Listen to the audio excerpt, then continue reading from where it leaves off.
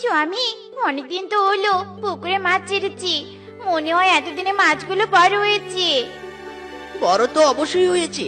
কালকে মাছগুলো তুলে বাজারে বিক্রি করা শুরু করব। এখন চলো, ক্ষুধা লেগেছে, খাবার খেয়ে রেস্ট নিব।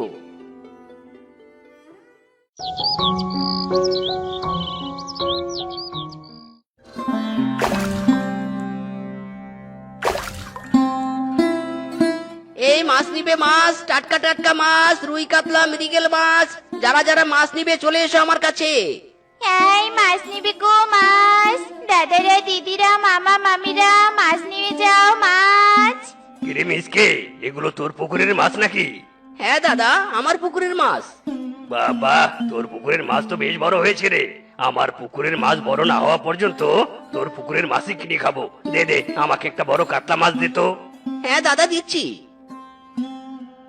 কত টাকা হয়েছে রে মাছটা?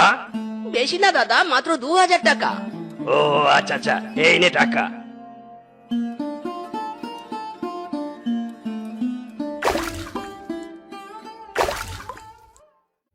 ইরি মাইরি, মাছ উঠছে না কেন? কি হলো আবার এই পুকুরের?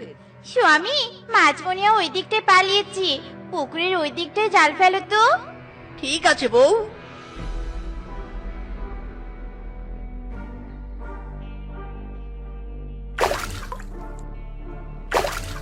ইরি মাইরি, বউ, মাছ তো উঠছেই না।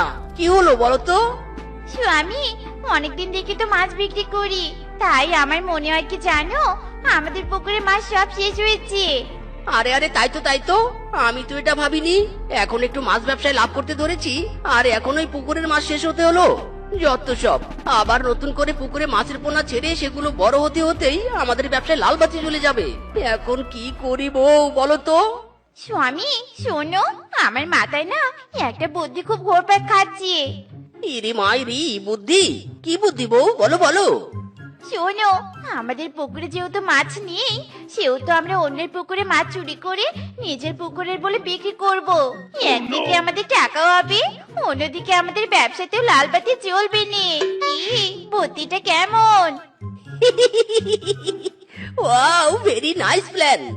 আজ রাত থেকেই অন্যের পুকুরে মাছ চুরি করা শুরু করব।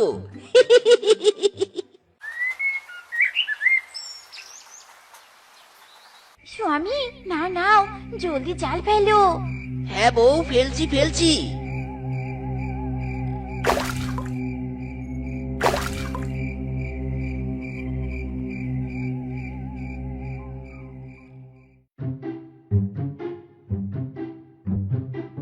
বউ, বাঘ মামার পুকুরের মাছ তো সব চুরি করা শেষ করেছি। এবার কার পুকুরের মাছ চুরি করব? এবার আমরা কালুয়া কিংকং এর পুকুরের মাছ চুরি করব। কি গো, এভাবে জাল নিয়ে যাচ্ছ কোথায়? পুকুরে মাছ ধরতে যাচ্ছি। আজ পুকুরের সব মাছ তুলে বিক্রি করবো বাজারে। ও তাই, শোনো নে গো, মাছ বিক্রির টাকা দে, আমাকে এক জোড়া সোনা চুড়ি কিনে দিবে? ঠিক আছে বউ, কিনে দেবো।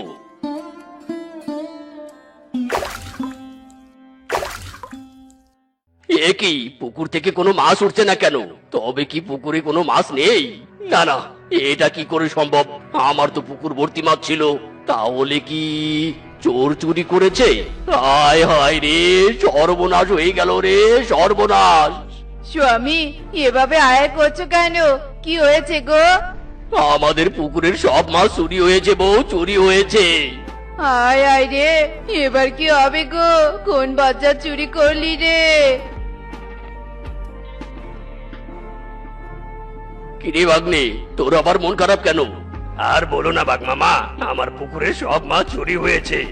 কি, তোর পুকুরেও মাছ চুরি হয়েছে? আরে দুদিন আগেও তো আমার পুকুরেরও মাছ চুরি হয়েছে। কি সব বলছো বাঘ মামু? আমি তো ভেবেছিলাম শুধু আমার পুকুরের একাই মাছ চুরি হয়েছে।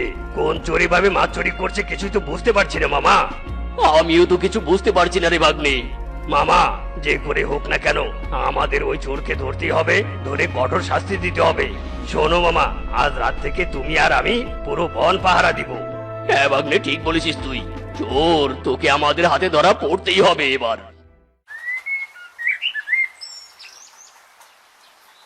স্বামী, আশেপাশে তো কেউ নেই, চলো জলদি মাছ চুরি করে কেটে পড়ি।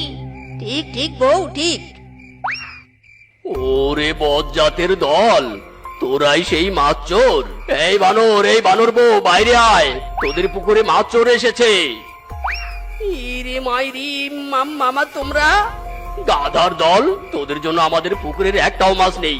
আজ তোদের এমন শাস্তি দিব যে জীবনে চুরির নাম মুখেও নিবি না। ঠিক বলেছ মামা, এদের গাছের ডালে বেঁধে উল্টো ঝুলিয়ে মারা উচিত। দাঁড়া দাঁড়া, আমি রশি নিয়ে আসছি, এদের বাঁধবো।